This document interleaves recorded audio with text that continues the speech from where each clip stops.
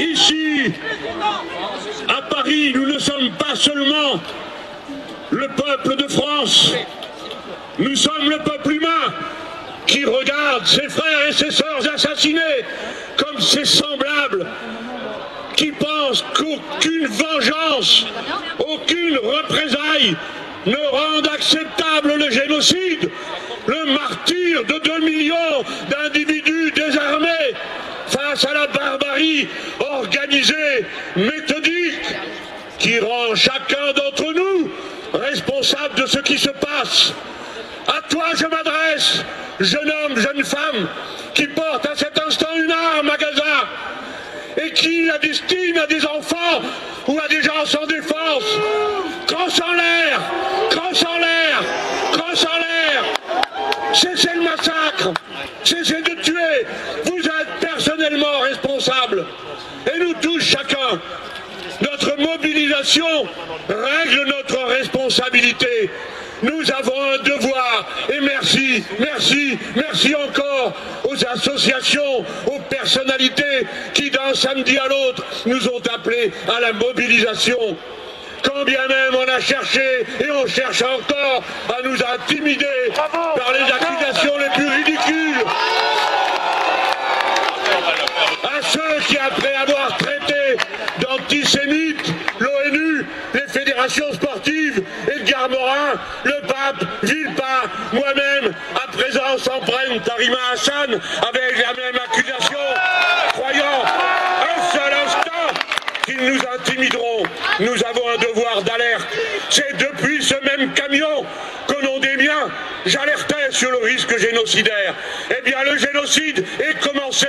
Honte à tous ceux qui restent les bras ballants, qui restent silencieux, qui regardent ailleurs, qui ménagent leur carrière, qui ménagent les bonnes opinions. Honte aux silencieux, honte aux indifférents, comme le disait Antonio Gramsci avant moi. Il y a maintenant le risque d'un massacre total à Gaza. Monsieur Netanyahou a annoncé ce massacre. Monsieur Netanyahou dit qu'il va intervenir, qu'il va frapper, comme l'assassin méthodique qu'il est, avec lesquels toutes les personnes douées de conscience se mettent à distance. Et le risque de l'assassinat général à Gaza n'est pas un risque contre lequel on ne peut rien. Ce n'est pas vrai. Si les États-Unis d'Amérique cessent d'armer Israël, cessent d'armer Netanyahou, alors le massacre n'aura pas lieu. Si toutes les nations refusent de livrer des armes, le massacre n'aura pas lieu. Si l'Union européenne, qui est capable de sanctionner économiquement la Russie, doit être capable de sanctionner économiquement son partenaire, qu'est le gouvernement d'Israël. Maintenant, les armes doivent être interdites de livraison.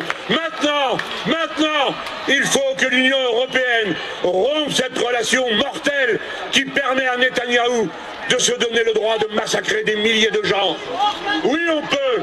Alors, de la conscience de l'homme que je suis, comme beaucoup d'entre autres ici, depuis mon âge, depuis mon expérience, je m'adresse à vous, travailleurs, vous, à qui tant d'entre nous ont dévoué à vos combats toute leur vie. Cessez de participer à l'armement, bloquez les convois, cessez de fabriquer les balles, les munitions.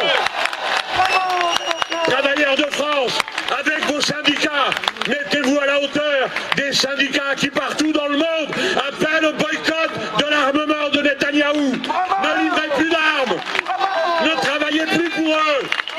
Ce sont des assassins. Et vous autres, les intellectuels, où que vous soyez, qui que vous soyez, c'est votre devoir maintenant de protester de toutes vos forces, quelles que soient vos opinions politiques. Aucun génocide n'est acceptable, quelle que soit son opinion. Et je sais que innombrables sont ceux de toute opinion qui désapprouvent le génocide. Alors dites-le, avancez-vous. Ayez du courage de dire que votre génération ne sera pas coupable comme celle du passé, qui ont détourné les yeux quand les génocides avaient lieu. Nous sommes le peuple, notre responsabilité entière est engagée, chacun d'entre nous. Gloire au combat, à bas l'indifférence, en avant dans la lutte, il faut après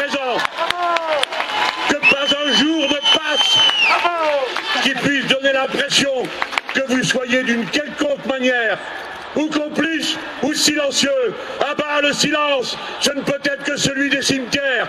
Nous sommes les vivants, nous sommes du côté de la vie. Nous pensons à tous ceux, nos semblables, qui à cette heure souffrent le martyre. Et combien je suis fier à cet instant, à côté de cette femme-ci, qui est née là-bas dans les camps, et qui prend le risque d'engager le combat publiquement, alors qu'elle pourrait rester tranquille dans son coin en attendant la reconnaissance des importants. Gloire à tous les combattantes et à tous les combattants qui résistent. Merci.